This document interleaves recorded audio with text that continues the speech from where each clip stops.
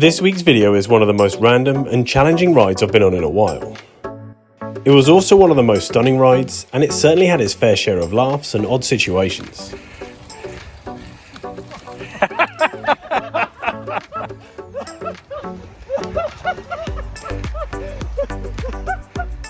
As well as being a great day out, this ride certainly has its surprises, and we had no idea what we were letting ourselves in for. What the heck are we doing?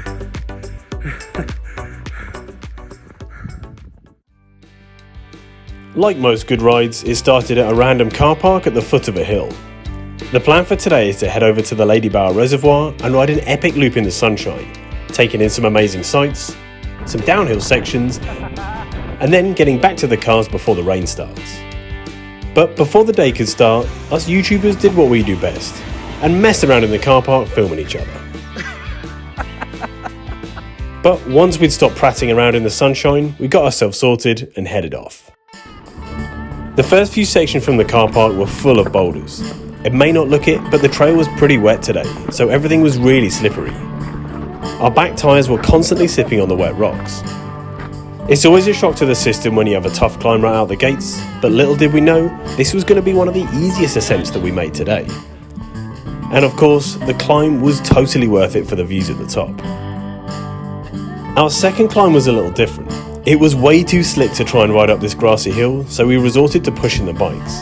And, to our disbelief, there were even a couple of snowflakes falling. And the higher we got, the more snow fell. Until it was officially snowing, not to mention that the temperature had dropped dramatically. But with the cold wind in our faces, we kept pushing on, fueled by the thought of some epic descents to come. Reaching the highest point on the trail, we stopped to take stock of the situation. This was now a full-on storm. Well, at least these guys had the right idea. But we decided to push on, hoping that the storm would pass. Which it didn't. We were now riding uphill in a full-on blizzard. It's hard to believe that 20 minutes ago we had blue skies and the wind was so still that we could fly a drone around. What a difference 20 minutes can make. All dressed up in the proper kit, we ploughed on. But it was slow going. But, like they say, a bad day on the bike is still way better than a good day at work. After a while, the wind died, and it was actually pretty cool riding in the snow. Even with the cold, the conditions were fun, and our spirits were still high. Although, I can't tell if the others were being serious or not. This place is beautiful. Their mouths said one thing, but their faces said another.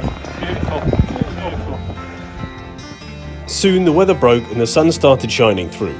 The hill went from a raging blizzard to having an ethereal vibe to it. So, there was only one thing to do. Snow angels. Amazing. This, of course, was followed by a few snowballs.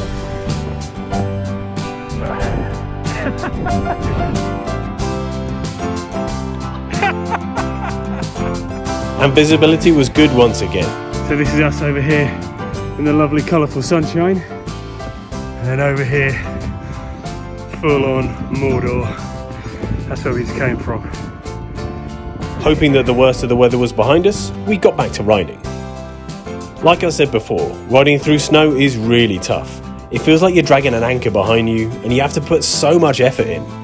But nearing the top of the hill, we knew that the climbing was coming to an end. The first descent was a gradual one, but it served as a great warm-up for what was to come. With the recent storm, the ground was sopping wet, and of course, the snow made everything really slippery.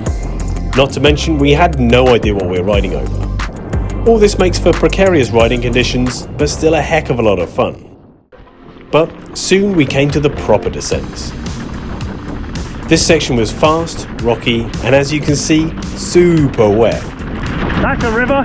On the full sus, I had no problem bouncing over the rocks, but I can imagine Gary in front of me was having a different experience on his hardtail. These natural descents are in a world of their own today. With all the running water and debris, it's hard to know exactly where the best line is. There's really nothing at a trail centre that can prepare you for this kind of riding. But I did regret not wearing my waterproof socks today. Though to be honest, a wetsuit would have been more useful. There were a couple of these awesome descent sections on this part of the hill, but the conditions were making filming slightly difficult, as you can see. At this point, my hands were pretty much frozen to the bars, so taking them off to wipe the camera was going to have to wait until I was back on solid ground. With the technical nature of these descents, you almost forget how amazing the scenery is around here. But I couldn't stare at it for too long because I needed all the brain power I could muster to navigate the ice. The conditions were adding an extra unknown fun element to the ride. I don't often get a chance to ride in the snow, so it was a great challenge. It definitely reminded me that it's time to get some new tyres. Nothing major, but every now and then I'd feel the bike slip out slightly on the uneven ground. To be honest, I had no idea we'd be riding in these conditions today. The forecast said sun with a little bit of rain in the afternoon. Now, I'm not one for taking loads of extra kit with me in a ride, but it goes to show that being prepared for the worst certainly pays off on days like today. But this wasn't the last descent of the day. We also decided to take a detour to check out one of the dams. This was some seriously epic scenery. It's hard to show the scale of this on camera, but this thing is huge. Of course, when you find something like this on a ride, there's only one thing to do. Get those classic Instagram snaps in. But we couldn't hang around here all day, we had riding to do. After our stop, we decided to keep moving. Despite the sunshine, the temperature is still freezing, and we are pretty darn drenched after the blizzard and riding down what was essentially a river. The last part of this loop was a flatter ride along the reservoir. As you could imagine, we didn't do the full 50k Ladybower loop in these conditions, we stuck to the 29km option. Mostly because after getting soaked earlier on, the temperature has started to take its toll. Can't really feel my hands anymore. With no feeling left in our hands and feet, we hightailed it back to the cars.